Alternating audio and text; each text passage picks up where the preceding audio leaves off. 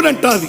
విడిపోయిన బంధమా, చెదిరిపోయిన స్నేహమా, ఎడబోసిన గీతమా, ఎదల నిండ గాయమా, పువ్వులు పుప్పడిలా బల బల బల బల బల బల పువ్వులు పుప్పడిలా పవిత్ర బంధమా, పరమాత్ముని రూపమా, పవిత్ర బంధమా, పరమాత్ముని రూపమా, కోరు తెలంగాణమా, కోట్లాది ప్రాణమా, బల బల బల బల బల బల